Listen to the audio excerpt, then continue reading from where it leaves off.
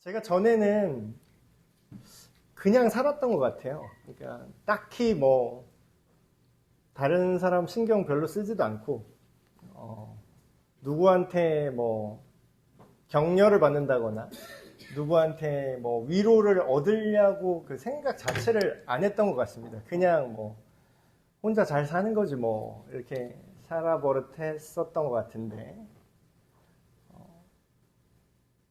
짧은 인생이지만 살다 보니까 사람은 위로 없이는 살 수가 없는 존재더라고요. 그동안 나 혼자 괜찮았다고 생각하고 살았는데 나도 몰랐던 사이에 누군가가 나를 지지해주고 누군가가 나를 위로해주는 그런 모습들이 내가 느끼지 못했을지라도 그게 항상 존재했던 것을 봅니다. 오늘 참 위대한 선지자죠. 지금도 유대인들한테는 유대인들이 예수님을 믿진 않지만 유대인들한테 과거에 엄청난 존경하는 선지자 한 명을 꼽으라고 하면 오늘 우리가 읽은 엘리야라는 사람을 꼽습니다.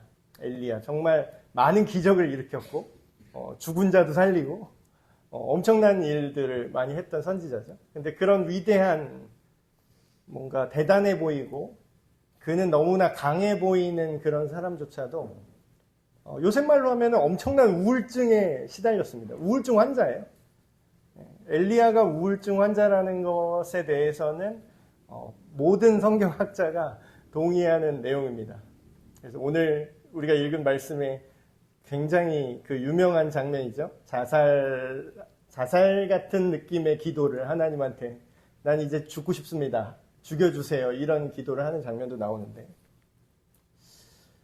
우리가 올바로 가고 있지만요. 그렇다고 안 힘든 게 아니더라고요. 그러니까 어떤 사람은 이렇게 하나님을 생각할 때 내가 하나님을 믿고 신앙생활을 한다고 할 때 뭔가 고통이 오거나 그러면 이렇게 생각하시는 분이 있어요. 내가 무슨 하나님께 죄를 졌나? 내가 무슨 하나님한테 잘못을 해서 하나님이 날 치시는구나. 근데 물론 그럴 수도 있습니다.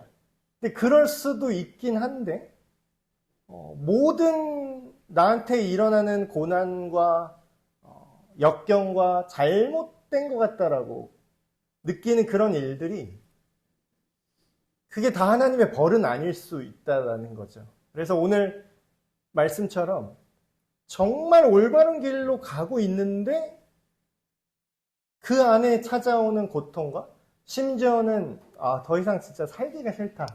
너무 지쳤다. 이제는 나는 힘이 없다. 이렇게 느낄 만한 일들이 일어날 수 있다라는 거죠. 오늘 우리가 읽진 않았는데 이게 지금 어떤 상황이냐면요. 이 전의 내용을 좀 아셔야 되는데 이 엘리야라는 사람이 이 시대의 그 북이스라엘의 선지자인데요. 지금으로 말하면 종교가 바뀐 거예요. 그러니까 종교가 바뀐 거죠. 그러니까 예를 들면 우리나라 국교가 뭐 기독교는 아니지만 예수님을 잘 믿고 있었어요, 사람들이. 근데 어느 날 갑자기 다른 종교가 딱 치고 들어와서 자, 이제 전국에 있는 교회들 다 문 닫아. 전국에 있는 목사들 다 현상수배. 목사들 다 잡아다가 감금. 목사들, 선교사들 다 잡아다가 사형. 이런 상황이 된 거예요. 그래서 엄청난 핍박을 받는데 우리가 후원하게 될 그 북한 지역이랑 좀 비슷하네요. 성경책을 읽었다는 이유만으로, 아니 가지고 있다는 이유만으로 잡아갑니다. 근데 그런 시대가 지금만 그런 게 아니라 이 과거에도 그랬어요. 이 엄청 옛날 이 시대 때도 동일했었죠. 그래서 계속 시달리고 있는 상황에서 난 여호와를 믿는다, 난 하나님을 믿는다라는 선지자들이 다 이제 죽임을 당하거나 고통 속에 있는데 굉장히 유명한 사건이 일어납니다. 이 엘리야가 딱 나와서 그 핍박하는 종교의 왕이죠. 그러니까 바알 신앙이라고 합니다. 바알. 지금도 그 근동 지역에 가면은 풍요를 주는 신이에요. 되게 많이 제가 앞으로도 언급 많이 하게 될 것 같은데 현대의 바알은 여러 가지 형태를 띱니다. 그러니까 여러분이 하나님보다 더 우세하다고 생각하는 모든 것들 중에 뭐가 있을까요? 제일 대표적인 게 풍요로움이죠. 돈. 솔직히 우리 마음속 깊은 곳에 이렇게 생각을 해봅시다. 나는 끝까지 예수님을 믿을 거야. 나는 올바른 신앙일 거야. 막 이런 정답 생각하지 말고 그냥 솔직하게 그러니까 일반인들이 어떻게 생각할지 생각을 해보는 거예요. 자, 예수 그리스도를 믿으면 여러분이 성경책을 집에서 읽으면 누가 찾아와서 여러분의 직장을 뺏어간다고 생각해 보세요. 여러분을 잡아가요. 그러면 그걸 믿고 싶을까요? 그 체제에 순응하면 높은 자리에 앉혀줘. 돈을 많이 벌 수 있어. 그걸 하고 싶을까요? 그러니까 대다수의 사람들이 이제 그렇게 흘러가는 거죠. 근데 이게 되게 위험한 게 올바른 게 중요한 게 아니라 나한테 이득이 되는 대로 선택을 하는 거죠. 되게 위험한 행동이고 위험한 생각입니다. 사실 이거는. 그건 악마한테 영혼을 팔아도 나만 잘 살면 상관없어. 이런 마인드랑 똑같은 거죠. 우리가 욕하는 그런 마약왕이나 우리가 욕하는 인신매매범이나 그런 악한 사람들 있죠. 그 사람들 욕할 게 없어요. 우리도 똑같이 생각하거든요. 우린 정도의 차이가 있을 뿐. 똑같은 공통점은 뭐냐면 그 사람들은 자기한테 이득이 되니까 하는 겁니다. 마약 판매를 해가지고 그 사람이 중독돼서 죽던 인생 망가지든 상관없이 자기네 재산이 늘어나요. 자기네 세력이 불어나요. 그러니까 그걸 해요. 그걸 선택합니다. 근데 바알 신앙이라는 거는 그런 거를 이제 총체적으로 상징할 수 있죠. 나한테 내가 풍요롭기만 하면 돼. 내가 부자가 되기만 하면 돼. 그럼 수단은 중요하지 않아. 이런 바알 선지자가 450명이 있었고, 그리고 이 또 약간 남여신이라고, 남신이 있으면 또 여신이 또 있대요. 아세라 여신을 섬기는 그 선지자가 또 400명이 있었습니다. 근데 엘리야가 이 당시에 어떻게 보면 주류 세력이죠. 주류. 이 세상을 잡고 있는 메이저 종교. 여기에 눈치를 보지 않으면 사회생활이 불가능해요.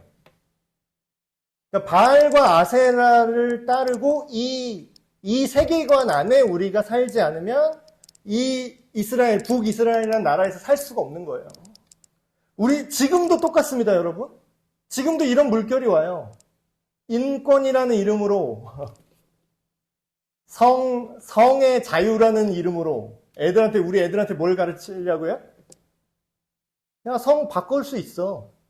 네가 원하면 성 전환할 수도 있어야 돼. 그게 인권이야. 그게 자유야. 이거를 지금 미국 학교는 이미 가르치고 있어요.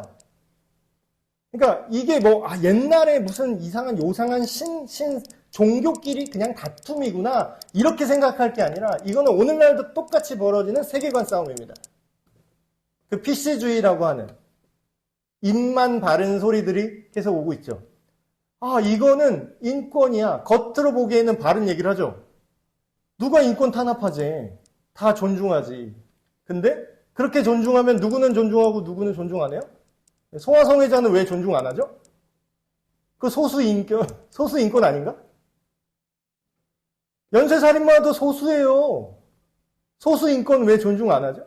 그 안에 정의와 도덕이 있어야 되는 거죠. 근데 그런 관점으로 볼 때 그런 세계관을 대표하는 이런 사람들을 엘리야가 호출을 합니다. 좋다. 나 손 들고 지금 나오는데 우리 하나님 믿는 우리식으로 말하면 기독교 세계관으로 사는 사람인데 좋다. 우리 대결을 하자. 대결을. 니네가 믿는 신이 다시 말하면 니네가 생각하는 그 사상이 진짜면 결과가 나와야 돼. 니들이 핍박하는 기독교 세계관이 정말 하나님을 믿는 세계관이 가짜라고 니네 말만 하지 말고 그 결과를 놓고 싸움을 하자. 그래서 그 유명한 850대 1의 싸움을 했습니다. 대단한 사람이죠, 엘리야는. 이 정도 배짱이 있었던 사람이에요. 그냥 우울증 환자가 아닙니다. 실제로 엄청난 일을 했어요. 그래서 우리가 잘 아시다시피 바로 전장에 그 내용이 나오죠. 바알과 아세라 선지자가 막 난리를 치고 막 제단을 쌓아놓고 불을 먼저 어떤 신이 하늘에서 불을 내려서 이 제물을 태우는가가 이제 내기였어요. 우리식으로 하면 뭐 영화 타짜 혹시 아실까요? 마지막에 이제 최후의 대결하잖아요. 야, 손모가지 묶어. 지는 놈은 손모가지 날아간다 이거예요. 근데 그거를 850대 한 명이 싸운 거죠. 여기서 불 떨어뜨리는 신이 진짜고 아무것도 아닌 사람은 그래, 죽는 거야. 내가 죽거나 니네가 죽거나. 뒤가 없는 싸움이죠. 근데 우리가 잘 아는 것처럼 성경 기록에 의하면 바알 선지자와 아세라 선지자는 뭐 자기가 막 자해하고 피 흘리고 막 난리를 쳤는데 아무 일이 없었고, 엘리야는 오히려 그 제단에 물을, 그러니까 약간 조롱을 한 거죠. 우리 물 끼얹어도 우리 하나님은 불 붙일 수 있어. 그래서 그 기적이 일어나서 그 물체로 다 태워버렸죠. 하늘에서 불이 떨어져서. 그래서 이걸 지켜보고 있던 수많은 사람들, 지금으로 말하면 이거를 다 보고 있었어요. 야, 모여라. 엄청나게 홍보를 한 거죠. 다 모여라. 와서 봐라. 엄청나게 지금 뭐 오디션 프로그램 보는 것처럼 사람들이 어떻게 누가 이길까? 둘 중에 지면 죽는 거래. 그걸 다 보고 있던 사람들이 바알과 아세라 신이 가짜라는 걸 눈앞에서 확인합니다. 우리식으로 말하면 이런 거예요. 저는 전에도 뭐 새벽 예배 때, 새벽 기도 때 이런 비슷한 얘기를 한 것 같은데, 니들이 정말 성전환 시키고 애들이 지 멋대로 성을 지 멋대로 생각하게 허용을 해봐라. 니들만 하라고. 나한테 강요하지 말고. 니들만 해봐 일단. 나는 그거를 니들을 위해서는 안 하는 게 좋은데 니들이 그게 옳다고 하니까 그래 한번 해봐. 그리고 나와 내 집은 우리 아들, 딸과 우리 교회와 우리는 하나님 말씀대로 올바른 성 정체성으로 살게. 남자는 남자고 여자는 여자고 서로 존중하되 각자의 역할이 있고 그렇게 살게. 자, 결과로 승부하자. 누가 더 행복하지? 누가 더 건강하지? 결과는, 통계는 거짓말을 안 해요, 여러분. 그들이 옳다고 말하는 대로 성전환 수술한 사람 평균 수명이 반이 깎여요. 인위적으로 호르몬제 막 투여하고, 그거는, 여러분, 이런 얘기를 제가 이제 앞으로 법안이 통과되고 이러면 못할 수도 있으니까 지금 원 없이 할게요. 그건 정신병입니다. 그거는 뭔가 정서에 이상이 생긴 거예요. 자기 혐오인 거예요. 자기의 존재를 부정하고 다른 존재가 되고 싶어 하는 거예요.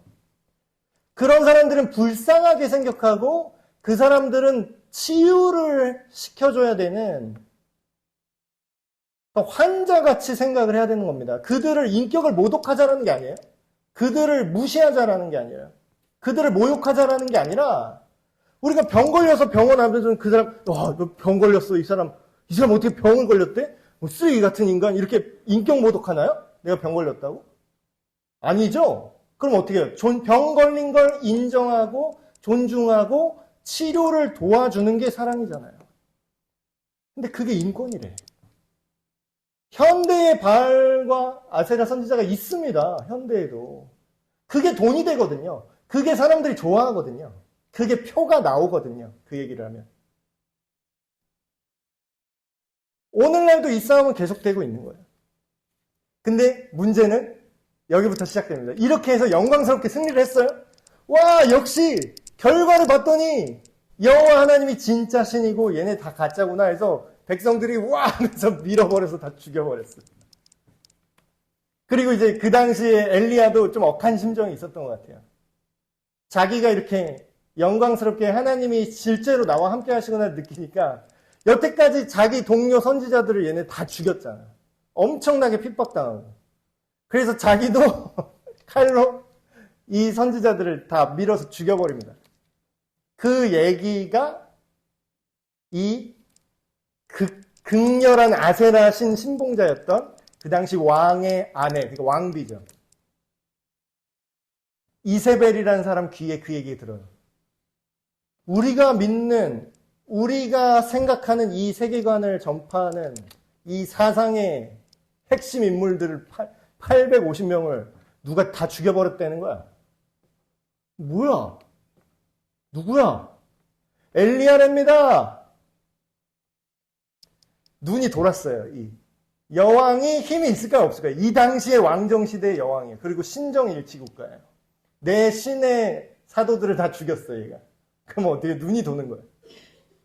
얘를, 오늘 성경 우리가 읽은 거에 뭘로 시작하냐면, 얘를 내일 이 시간까지 얘 목숨이 살아있으면 내가 모든 신들에게 저주를 받을 거다. 이 얘기가 뭐냐면, 나는 24시간 안에 엘리야라는 인간의 생명을 이 세상에서 지워버릴 거야 라고 확신하는 거예요. 그 얘기를 엘리야가 들었을 때 어때요? 여러분, 하나님 나라를 위해 살면 모든 일이 잘 풀리는, 결론적으로 잘 풀리죠. 결론적으로 잘 풀립니다. 근데 저는 여러분한테 보험 사기를 치고 싶지 않아요. 항상 전체 그림을 보셔야 돼요. 결과적으로는 우리가 예수님 믿고 하나님 나라를 위해 살면 결과적으로 항상 승리합니다. 이건 확정되어 있어요. 근데 그 과정 속에서 고난이 없을 거냐? 예수님이 직접 말했어요, 여러분. 왜 예수님을 믿잖아요, 우리가. 근데 왜 예수님이 말한 거를 왜 우리가 생각을 안 할까요? 너희가 고난도 받을 것이다. 하나님 나라를 위해 살았는데 살해 위협을 받게 됐어요. 근데 우리는 안 그런 것 같죠? 목사님, 우리는 박해받는 그 최전방 개척 선교사는 아니니까요. 네, 그럴 수 있어요. 근데 살해 위협이라는 게 이세벨 여왕처럼 이렇게 직접적으로 너 예수 믿으면 죽여버린다? 이렇게 하는 게 아니라 이게 되게 미세하고 되게 넓게, 그리고 이 문화와 사회와 경제 안에 싹 스며서 옵니다. 여러분, 살해 위협 받는다는 게 별게 아니에요. 산다는 게 결국 뭐죠? 먹고 사는 문제입니다. 돈을 왜 벌죠? 우리 직장 왜 다니죠? 먹고 살려고, 이런 얘기 많이 들었죠. 먹고 살려고. 근데 우리의 먹고 사는 문제가 예수님을 잘 믿으면 좋을까요? 나쁠까요? 결론만 얘기하면 이제 좋은 건데, 중간 과정, 우리 탈세하는 사람보다 예수님 믿는 사람이 정직하게 세금 내고 장사하면은 더 가난할까요? 더 부유해질까요? 탈세하는 사람보다는 돈을 못 벌지 않을까요?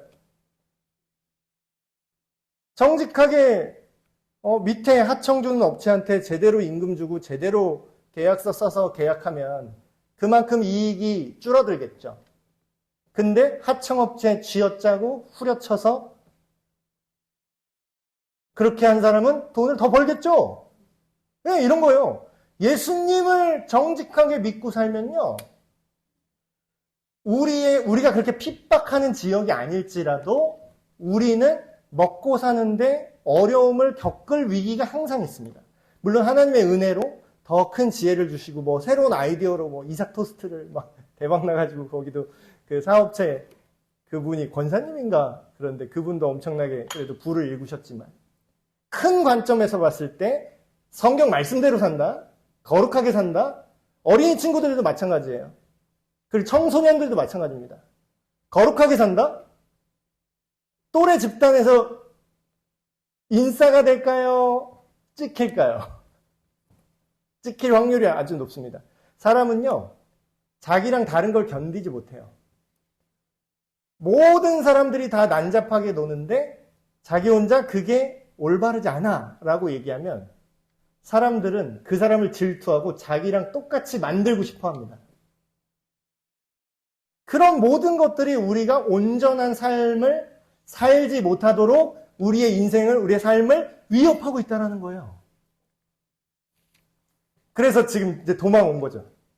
도망왔어요. 여러분, 우리 잘 생각을 해봅시다. 우리의 현재 상황을 잘 생각해 보세요. 우리 교회 안에도 여러 종류의 사람이 있을 겁니다. 지금 영적으로 내 상태가 걸음마 단계인지, 그리고 혹여 내가 게으른 상태인지, 그리고 오늘 다룬 이 주제처럼 탈진한 상태가 있어요. 이 세 사람은 상태가 다 다르죠. 근데 같은 대응을 하면 이게 맞을까요? 기존의 교회의 대응은 이런 것들이 많았던 것 같습니다.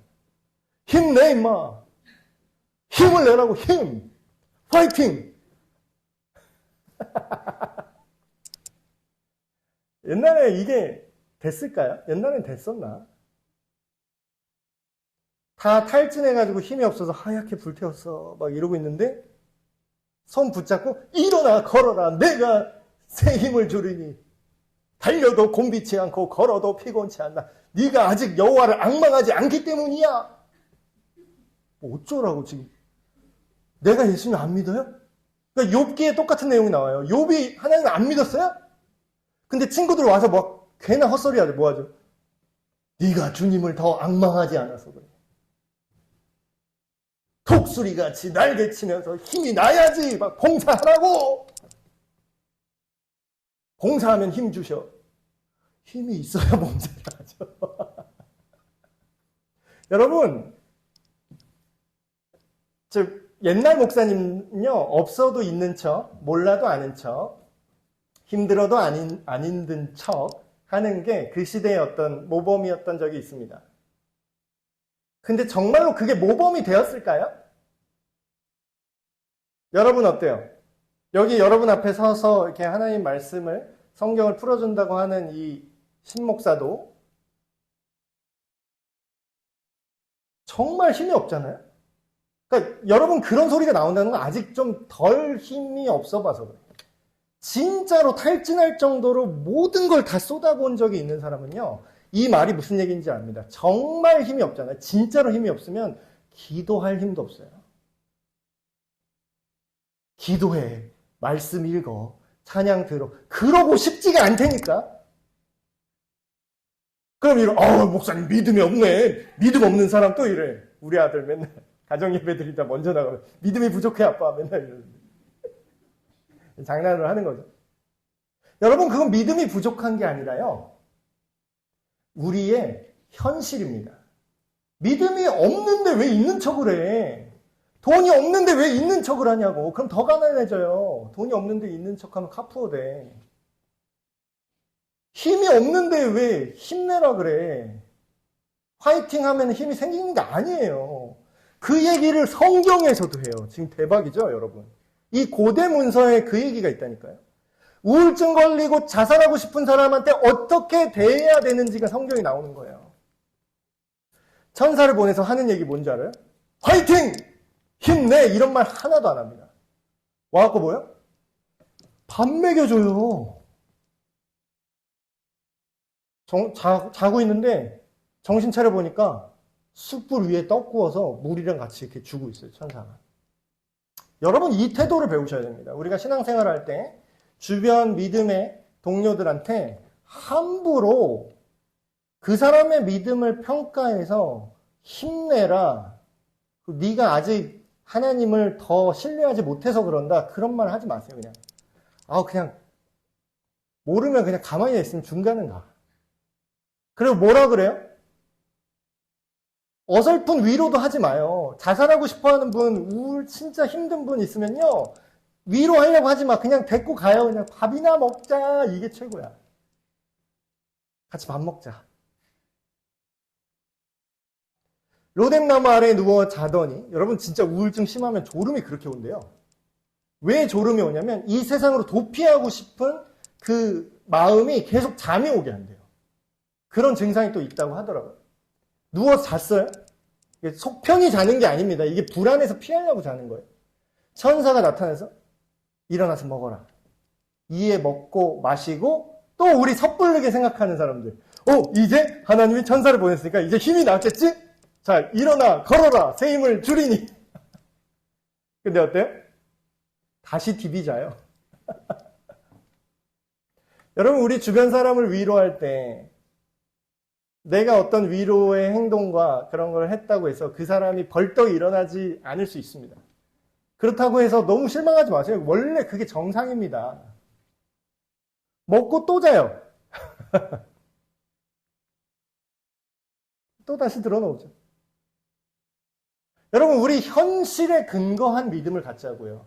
우리한테 있지도 않은데 이상적인 어떤 믿음의 그런 모습을 딱 만들어 놓고 이래야 돼 하지 말고 그 믿음이 맞다면 그 사이에 어떤 과정이 있는지를 생각해 보자는 거예요. 여기 2층 건물 예배당 우리 올라오셨죠? 어떻게 올라오셨죠? 우리는 불행하게도 엘리베이터는 없는데. 계단으로 오셨죠? 계단 없이 쭉 뛰어서 이렇게 탁 잡고 이렇게 기어서 올라오신 분. 2층 올라올 때.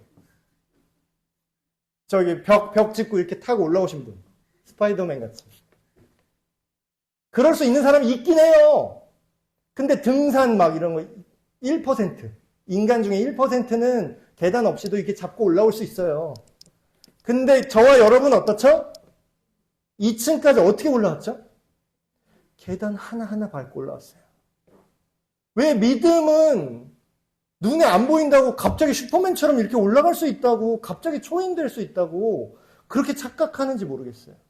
하나님께서 우리 삶에 계단을 놓아주시고 자빠지면 위로하시고 가타부타 막 사역을 평가했나요? 어떤 사람 막 와, 야 엘리야 근데 네가 그렇게 그건 좀 사역을 좀 잘못한 것 같아. 그 죽이는 건 좀 선 넘은 거야.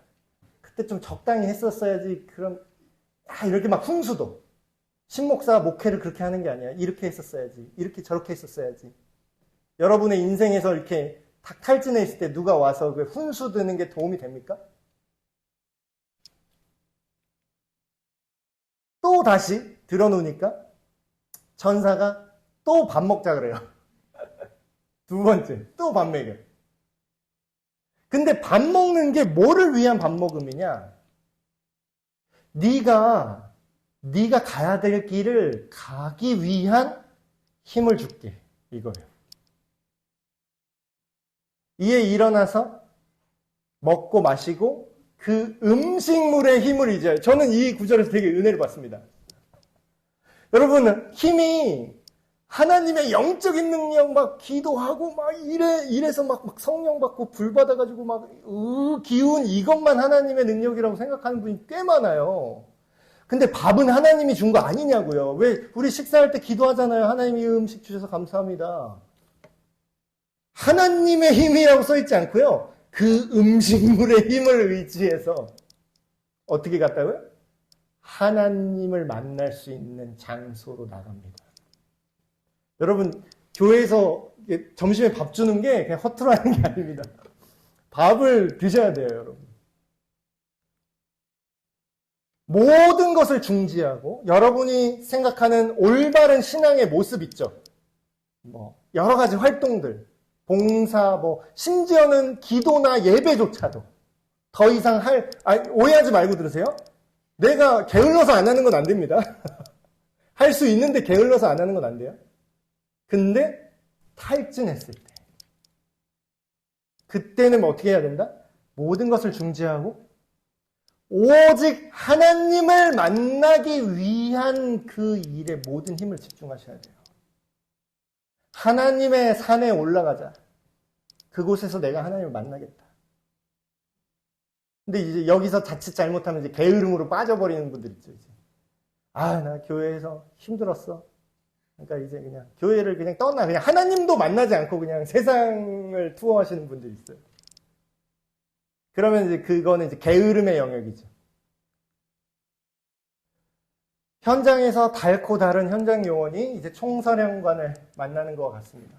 총사령관이신 하나님을 만나는 거죠.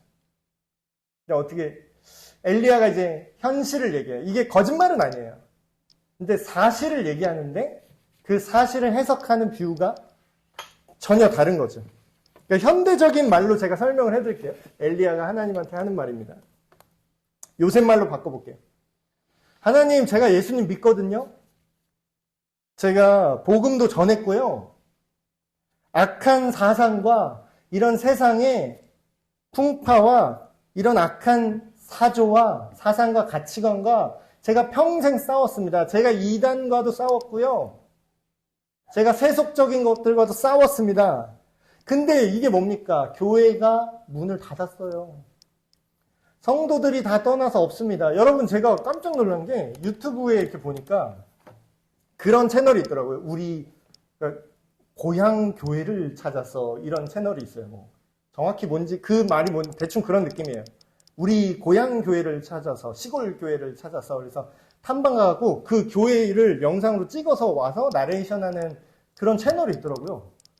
근데 여러분, 지금 지방 소멸 현상 되게 심한 거 아시죠? 지방 소멸되는데 교회가 비어서 건물만 남은 교회들이 그렇게 많은지 몰랐어요. 건물만 있어요. 담임 목사님 혼자 남아서 지키는 교회도 있고, 심지어는 목사님도 없어요.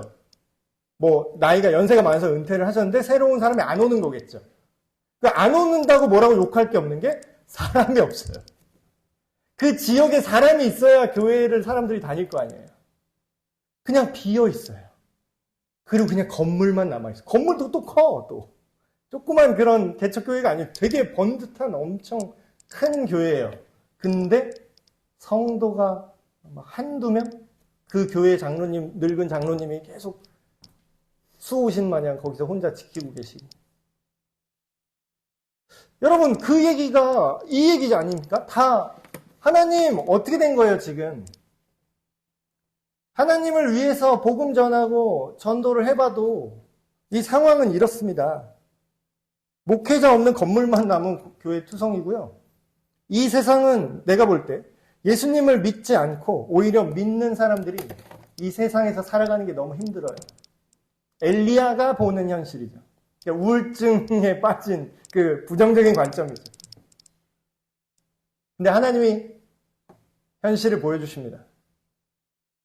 그러니까 욥기랑 좀 비슷한 것 같아요. 하나님이 뭐 어쩌고 저쩌고 설명도 안 해요. 그러고서 야, 산으로 따라와.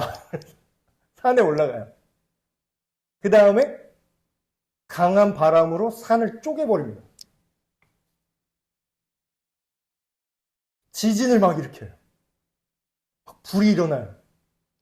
그러니까 인간의 힘으로 할 수 없는 거를 그냥 시청각 교육으로 보여줘요. 아잉잉잉잉 어떡해요. 하나님 잉잉잉잉 우리 딸 마냥. 근데 하나님은 산 팍 쪼개버리고, 근데 여기서 성경에서 되게 중요한 건 그 안에 하나님은 이런 능력이 있어. 내가 맘만 먹으면 아합 왕이든 뭐 바알이든 아세라든 한 트럭으로 갔다 와도 내가 한 방에 끝낼 수 있어. 그걸 그냥 현실을 보여주시는 거죠. 근데 그 기적으로 그 일이 일어나지 않는다는 걸 상징적으로 보여주십니다. 보통 사람들은 막 기적 되게 좋아하잖아요. 지금도 기적팔이하고 기적 쫓아다니는 사람 되게 많은데. 근데 거기에도 오늘 성경에서 뭐라 그래요? 거기에도 지진 속에도 그 강한 바람에도 산을 쪼개는 강한 바람에도 여호와는 거기 계시지 않았다. 그러고서 세미한 음성으로 엘리야에게 말씀하셨다. 결국 하나님의 말씀의 약속이 우리를 위로하고 세우게 됩니다. 이런 얘기를 하세요. 내가 이스라엘 가운데 7,000명을 남겨뒀는데 다 바알에게 무릎을 꿇지 아니하고 다 바알에게 입맞추지 아니한 자니라. 상징적인 표현이죠. 지금으로 말하면 그 얘기를 하는 거예요. 탈진한 우리에게, 예수님 믿는다는 것 때문에 탈진한 우리에게 하나님이 이렇게 얘기하는 거예요. 다 널 떠난 것 같지? 교회 다 문 닫은 것 같지? 다 그리스도인들 다 변절하는 것 같지? 다 죽은 것 같지? 다 나이 들어서 없어질 것 같지? 근데 여전히 내가 나의 사람들을 남겨놨어. 그러니까 소망을 주십니다. 어설픈 위로가 아니라 사명이 가능하다는 걸 재확인시켜주세요. 하나님께서 예비하신 함께하는 사람들이 있다라는 거죠. 그러니까 교회는 결코 혼자서는 설 수 없는 그런 공동체인 것 같습니다. 사람한테 그러니까 지금 말하면 사람한테 질려서 도망온 것 같기도 해요. 맞죠? 우리도 교회 안에서 믿는 사람도 똑같은 얘기합니다. 사람한테 질렸어요. 사람한테 상처받았어요. 근데 그 말을 하는 나도 사람입니다. 그렇게 느낀 나도 사람이라고요. 그건 되게 상대적인 거고. 근데 어떤 사람은 또 이렇게 말합니다. 사람은 배제하고 하나님만 섬기자. 맞는 말인데 반절만 맞는 말이에요. 그 말이 맞으려면 하나님이 직접 나서서 그냥 산 반으로 쪼개버리고 아합이랑 이세벨 여왕 그냥 반으로 잘라놨어야 했어요. 근데 그렇게 안 하시죠. 그게 답이라고 얘기 안 하시죠. 할 수는 있는데. 내가 그걸 할 수는 있어 봐. 한 주먹거리도 안 돼. 근데 나는 그렇게 안 하고 사람을 남겨놨고 너에게 줄 거야. 그리고 너의 후제자, 너의 사명을 잇는 엘리사를 내가 준비해놨어. 여러분, 사람한테 상처받잖아요? 근데 회복도 사람을 통해서 하십니다. 여러분, 교회는 공동체예요. 교회는 공동체이고 교회에서 막 왔다 갔다 할 수 있잖아요. 그렇죠? 근데 천국도 하나님 나라도 영원한 하나님 나라도 뭐예요? 공동체입니다. 거기도 사람들로 가득한 곳이에요. 그럼 뭐예요? 우리가 사람이 필요 없다고 생각할 게 아니라 하나님의 사람들이 필요한 거죠. 말씀을 마무리하겠습니다. 우리가 생존을 고민하면 절망할 수밖에 없어요. 지금 엘리야가 뭐 때문에 절망했죠? 내가 죽을까 봐. 내가 죽고 사는 문제, 내가 돈 버는 문제, 먹고 사는 문제에만 집중하면은 우리는 우울증에 걸릴 수밖에 없습니다. 구조적으로 그래요. 아무리 돈이 많아도 똑같습니다. 그 사람들은 자기보다 더 부자랑 비교해서 우울해요. 근데 하나님께서 우리를 위로하는 방식은 뭐죠? 내가 돈을 주겠다. 내가 그 문제를 나서서 해결해 주겠다. 그게 아니에요. 그게 아니라 네가 불가능하다고 생각했던 그 하나님 안에서 하나님의 백성처럼 살아가는 그 삶이 충분히 가능하고 그렇게 살고 있는 사람들을, 동료를 보내주겠다라는 거예요. 여러분, 생존을 고민하면 절망하지만 이 사명을 생각하면 우리는 힘이 나고 위로를 받게 됩니다. 하나님의 이런 위로를 받으시고 이 아름다운 사명을 보고 다시 일어서시는 저와 여러분이 되시길 주님의 이름으로 축복합니다.